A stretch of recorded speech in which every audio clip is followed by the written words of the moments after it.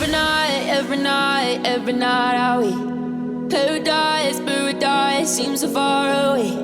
Still try to buy myself some time to get me to that place. All I want สวัสดีชีวิตในต่างแดนแต่ละมื้อแต่ละเว้นต้องทำงานวันหยุดก็ต้องมาเคลียร์เรื่องเสื้อผ้าเรื่องอาหารการอยู่การกินเรื่องครอบครัวทั้งบ้าน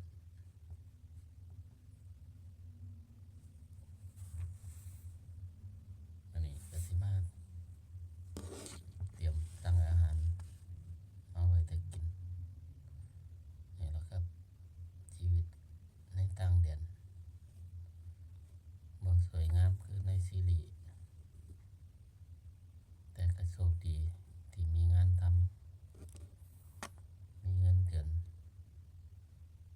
หลายกว่าบ้านเฮาสู้เพื่อครอบครัวครับผม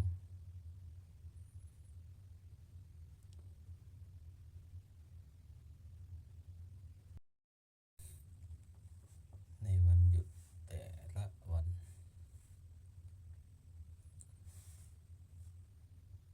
คนต่างประเทศต้องซักผ้าทำกับข้าวบ่ได้พักผ่อนเต็มที่แต่ชีวิตเราก็ต้องดำเนินการสู่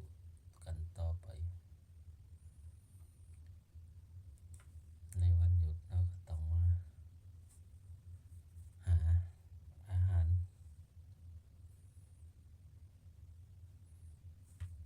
เปิดดูเพจอาหารเพื่อที่ได้สั่งอาหารที่มันขาดเครื่องปรุงของใส่แนวอยู่แนวกินต่างๆก็สิได้มาจดมาเช็คแล้วก็สิได้สั่งมากินในอาทิตย์ถัดไปในวันต่อไปที่ในวันทำงานก็เป็นกำลังใจให้สุขุทุกคนชีวิตในต่างแดนสู่ต่อไปครับผมมันบ่สวยหรูก็ยังในซีรีส์การอยู่การกินก็ต้องอดออมของกระแพง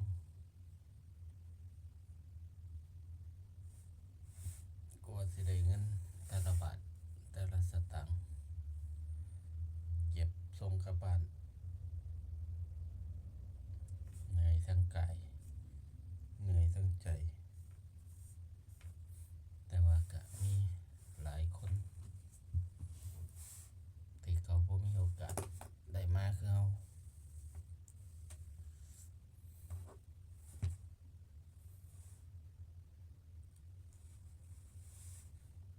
โชคดีแล้ว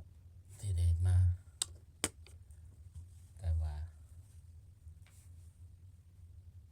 ร่างกายและสังขารมันก็ล่วงโรยอ่อนล้าอ่อนแรงกล้ามเนื้อเจ็บไข้ได้ป่วยเป็นธรรมดาสู่เท่าที่ไหว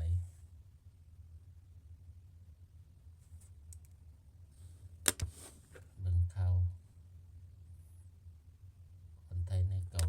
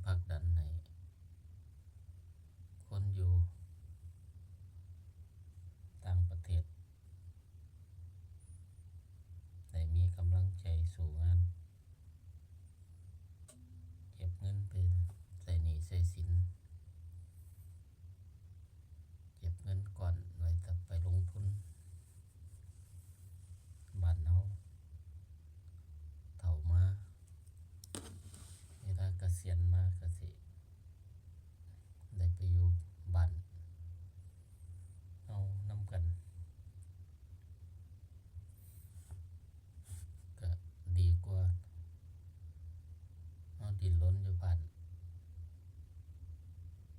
ที่บ่มีความหวังหยังจังใดก็เป็นกำลังใจให้ทุกคนชีวิตต่างถิ่นต่างแดนมาสู่เพื่อความฝันทางครอบครัวบ้านเฮาสู้ๆครับผมนี่แหละครับชีวิตในเมืองนอกบ่ได้สวยหรูในคือในซีรีส์มีอย่างเดียวท่องไว้คือสู้เพื่อจะได้เงินเขาอยู่คนเดียวกินคนเดียวเหงาคนเดียวพูดคนเดียว